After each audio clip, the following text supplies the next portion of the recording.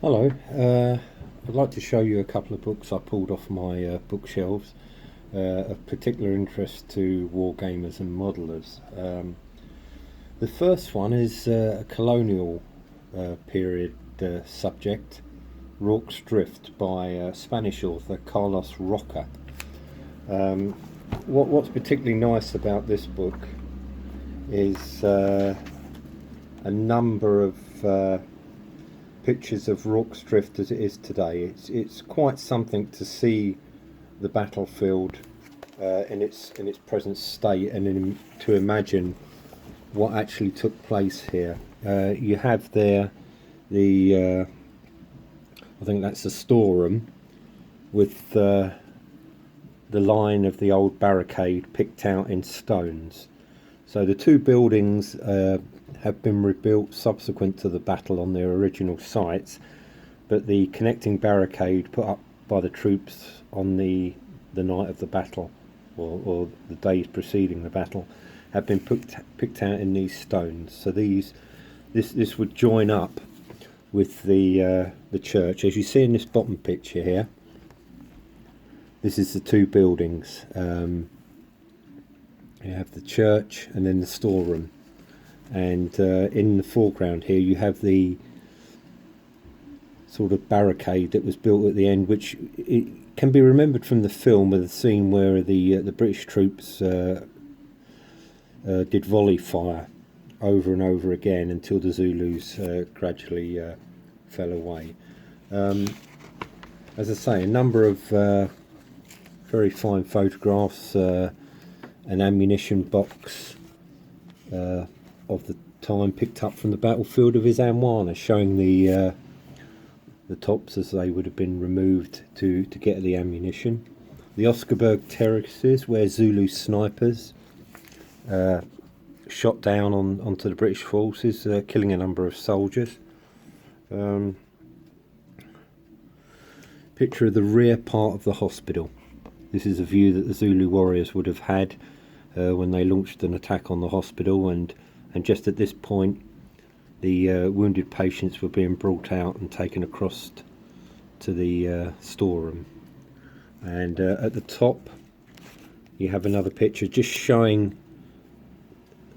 the outline there of the what would have been the mealie bag redoubt, the last line of defence, as I say, a scene at the end of the film, sort of stylised, but where the troops basically did volley fire.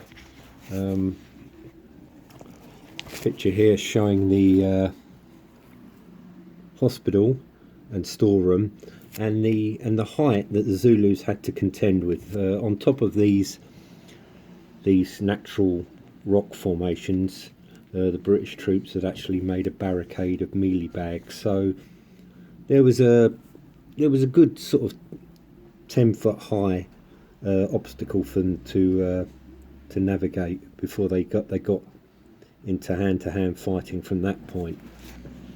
On the other side is a 1/72nd diorama. I don't know if that's being picked up at all. It's very, very small, but of the height of the attack, which shows the positions of the buildings and the hospital on fire there. And it's altogether a very fine book. Again, Amazon. Shouldn't be too expensive now. I would guess at around about £12. By the same author, dealing with the same period, is Isandlwana, the bitter Zulu. The bitter Zulu victory. What may be familiar here, for those of you who collected the Esky British infantry, is the artist for this book is actually the same art. This is the box top art for the Italieri, formerly Esky, British Zulu War troops. So that's the box top from the kit, and it's an altogether very fine book, and it's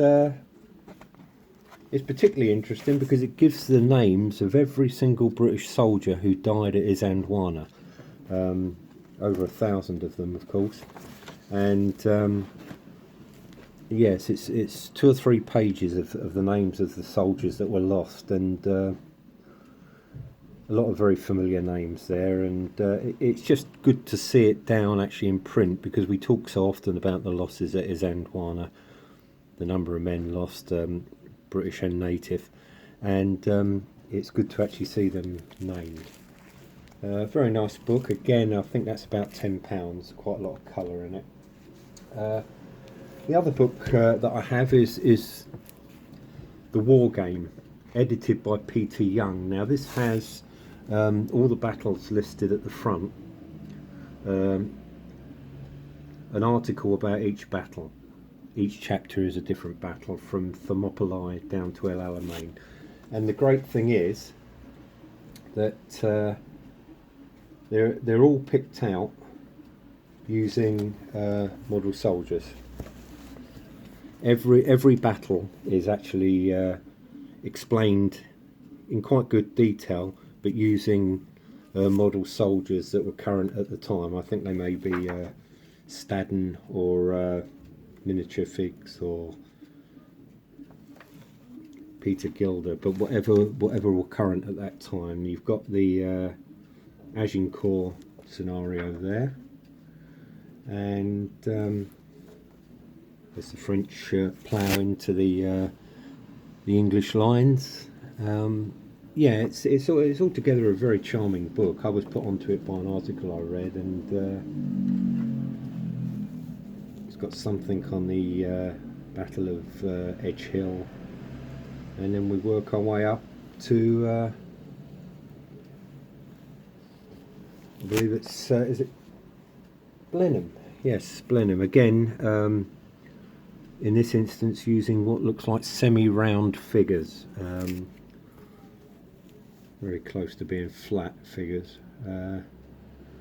Napoleonics, of course, makes an appearance.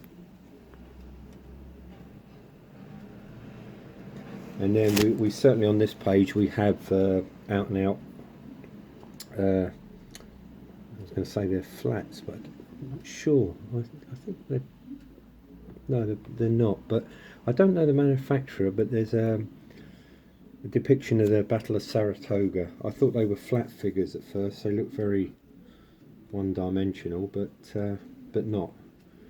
And then of course we get Waterloo, quite a wonderful depiction there, using what I imagine the readily available figures at the time, as I say, Staden or Peter Gilder, and goes right through. You've got Waterloo, Gettysburg, again depicted quite well using. They could be Spencer Smith. It's very hard to tell at this this aspect, but very nice, nice troops. Very early war games figures, relatively speaking, and makes the book very interesting. What might have been an otherwise slightly more dry a read is certainly livened by this. So that's The War Game, edited by Brigadier Peter Young.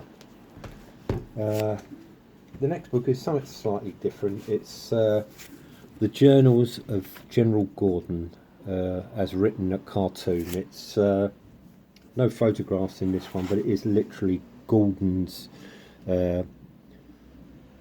diary as left, as recovered at Khartoum.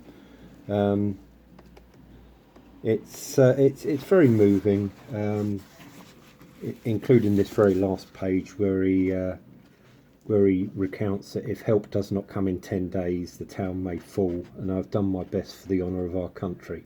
Goodbye. Well, as we know, the help arrived, I think, 2 days after the town fell and Gordon was killed. But it's very good for an insight into the mind of a great 19th century general. Page after page of appeals to the British government, which didn't send help until it was too late, and as I say, tremendous insight into the workings of a commander pretty much on his own, with no other well, towards the end, no other British officers to really converse with, and yeah, very moving account. The last one is a bit of an oddity. It's called Marmion, and it's a recounting of the Battle of Flodden Field in poetry form. Now, I confess I haven't read all the way through it. There's one famous line somewhere in here, which is, it may be familiar to some of you. Oh, what a dreadful web we weave when first we struggle to deceive, or words to that effect. And I remembered that from somewhere, but the thing is, this book, which is very frail, I didn't pay very much money for it. I paid £8 for it, so I can't complain. But this book was published in 1811 in Edinburgh, and once again the kind of exquisite pleasure that you get from holding something of that age in your hands, knowing that this book was on the shelves in a bookshop in Edinburgh 3 years or so before the Battle of Waterloo. It's an extraordinary feeling. It's as I say, it cost me £8. It's falling to pieces. I couldn't have afforded a better copy, because they rise steeply in cost, commensurate with the age. But you hold in your hand something from 1811, and all the history that went past, the different owners who would have had this book. As I say, it's not my cup of tea, particularly poetry, but it does recount the events up to and including the Battle of Flodden in 1513 between King James IV, I think it was, and the English army, the English triumphing, being entirely triumphant, and the Scottish king and large numbers of nobles being dead on the field. Absolutely crushing defeat for the Scots. And just the paper, and as I say, the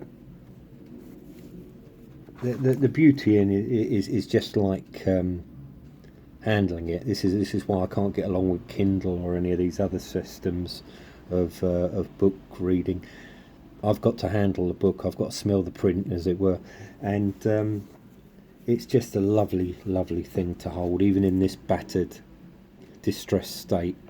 And that's just a few that I picked off the shelves. I hope to do a few more of these kind of revealing of some of the more interesting books that I have, and hope that if anyone's interested, that they can maybe track down the odd title. If you need any more information on publishers or anything, please do leave a note in the comments section, and I wish you well, and I will say goodbye.